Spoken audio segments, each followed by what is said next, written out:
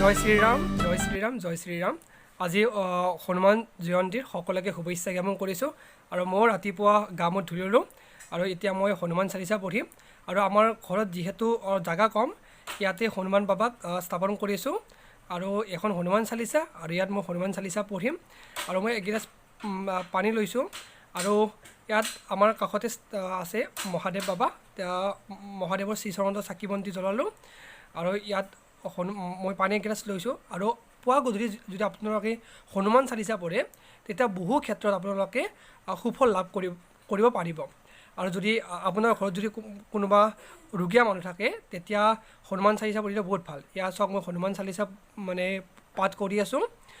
আপোনালোকেও পুৱা গধূলি হনুমান চালিচা পাঠ কৰিব, সঁচাকৈ ভাল ফল পাব।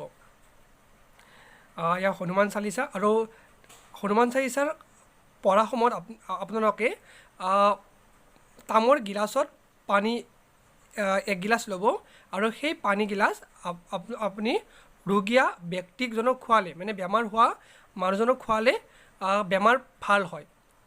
আপোনালোকে প্ৰমাণ কৰি চাব পাৰে, আংশিকভাৱে হ'লেও বেমাৰ ভাল পাবই।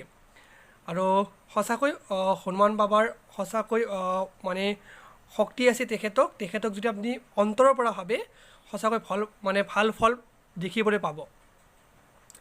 জয় শ্ৰীৰাম জয় হনুমান বাবা ইয়াৰ মহাদেৱ বাবা। ওম নমঃ শিৱায় ওম নমঃ শিৱায় ওম নমঃ শিৱায়।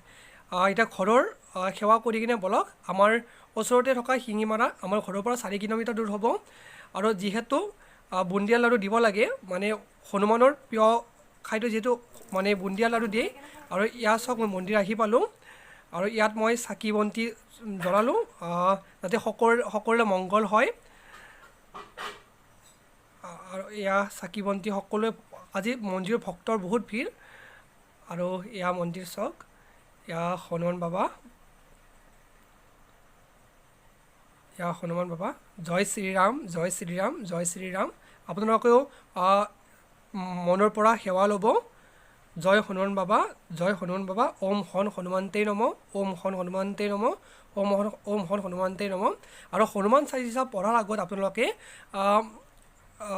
জয় শ্ৰীৰাম জয় শ্ৰীৰাম জয় শ্ৰীৰাম বুলি ক'ব, কাৰণ হনুমান হৈছে শ্ৰীৰামৰ প্ৰিয় ভক্ত। সেয়েহে আমি হনুমানক সন্তুষ্ট কৰিব লাগিলে প্ৰথমে আমি জয় শ্ৰীৰাম জয় শ্ৰীৰাম জয় শ্ৰীৰাম বুলি ক'ব লাগিব। ধন্যবাদ। জয় শ্ৰীৰাম।